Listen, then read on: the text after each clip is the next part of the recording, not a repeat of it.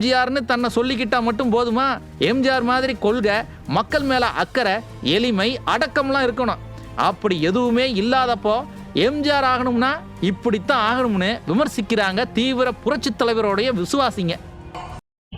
கரூர்ல 41 பேர் இறந்தப்ப விஜயும் ஒரு காரணம் அண்ணன் சீமான் அவர்கள் சொன்னப்ப இந்த அதிமுக, பாஜக, சில உதிரி கட்சிங்க எல்லாமே விஜய்க்கு வரிஞ்சிக்கிட்டு திமுக பணம் வாங்கிட்டு அண்ணன் சீமான் அவர்கள் விஜய் மீது விமர்சனம் வைக்கிறார் அப்படின்னு சொல்லி உருட்டுன்னு உருட்டுனானுங்க. அன்னைக்கு அதிமுகவுக்கு ஒரு தேவை, விஜய் எப்படியாவது நம்ம கூட்டணிக்குள்ள கொண்டாந்துடணும் அப்படின்னு. ஆனா இன்னைக்கு அது கைமீறி போயிருச்சு. விஜய் நம்ம கூட வரமாட்டாருன்னு தெரிஞ்ச உடனே இன்னைக்கு விஜய் தான் வந்து குற்றவாளி.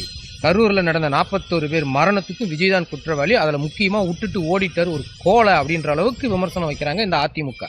இப்போ மக்களுக்காக ஒரு கட்சி நடத்துறோம், மக்களுக்கான ஒரு ஆட்சி கொடுக்கணும்னு நினைக்கிற ஒரே ஆள் அண்ணன் சீமான் தான். ஏன்னா தப்புனா தப்பு, அவன் எவ்வளோ பெரிய ஆளாக வேணா இருக்கட்டும், நம்மளோட நெருங்கிய பழக்கத்தில் கூட இருக்கட்டும், நீ செய்தது தப்பு பண்ண தப்புன்னு சொல்லிட்டு போயிடுவார். அவர் தேவைக்காக எப்போதும் மாற்றி பேச மாட்டார்.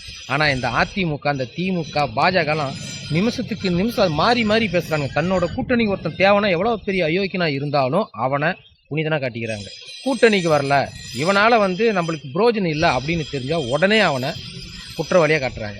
இதனால தான் அண்ணன் சீமான் சொல்கிறார், இந்த திராவிட கட்சிகளும் தேசிய கட்சிகளும் துடைத்து எரிய வேண்டிய ஒரு தீய சக்தி அப்படின்னு அண்ணன் சீமான் சொல்கிறார். அன்னைக்கு சீமான் அண்ணன் விஜய் அவர்களை கரூர் சம்பவத்துக்கு விஜயும் ஒரு காரணம் சொன்னதுக்கு அந்த குதி குதிச்சானுங்க. இன்னைக்கு கூட்டணிக்கு வராதனால விஜய் அவர்களை குற்றவாளி, நீ ஒரு கோலை, நீ எல்லாம் வந்து அதிமுக விமர்சிக்கலாமா அப்படின்ற அளவுக்கு பேசுகிறானுங்க.